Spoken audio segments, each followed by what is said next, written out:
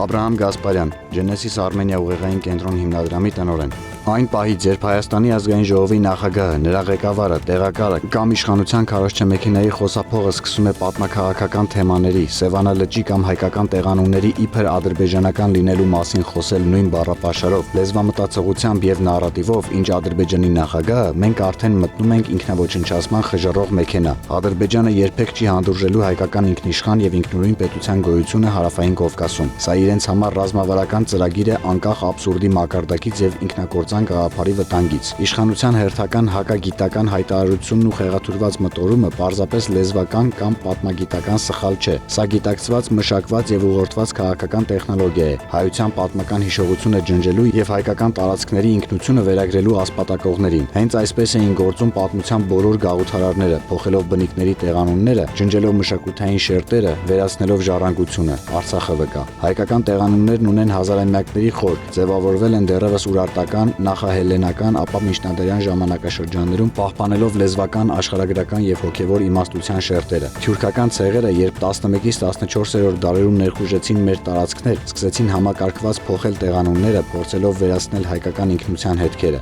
Սակայն այդ փոփոխությունները երբեք չեն ջնջել բնօրինակը, աշխարհագրական հիշողությունը, մշակութային ժառանգությունը, քաղաքական ազդեցությունը։ Միջազգային իրավունքն ու պատմագիտական պրակտիկան հստակ ապացուցել են, որ ոչ մի զավթող պետություն չի կարող իրեն վերագրել այլ պետության տարածքի ինքնությունը նրա անվանման հիման վրա։ ՅՈՒՆԵՍԿՕ-ն եւ ICJ-ն բազմիցս ընդգծել են, մշակութային ժառանգության աղավաղումը համարվում է մշակութային ցեղասպանության ձև։ Միջազգային փորձից ընդամենը 2 օրինակ։ Կիպրոս 1974-ի թուրքական ներխուժումից հետո հյուսիսային Կիպրոսում թուրքական իշխանությունները փոխեցին ավելի քան 3000 հունական տեղանուն, սակայն միջազգային հանրությունը երբեք չի ճանաչել այդ նոր անվանումները։ ՄԱԿ-ի եւ ԵՄ-ի բոլոր փաստաթղթերում շարունակում են օգտագործվել հին հունական անվանումները, իրավական եւ պատմական հիմքով։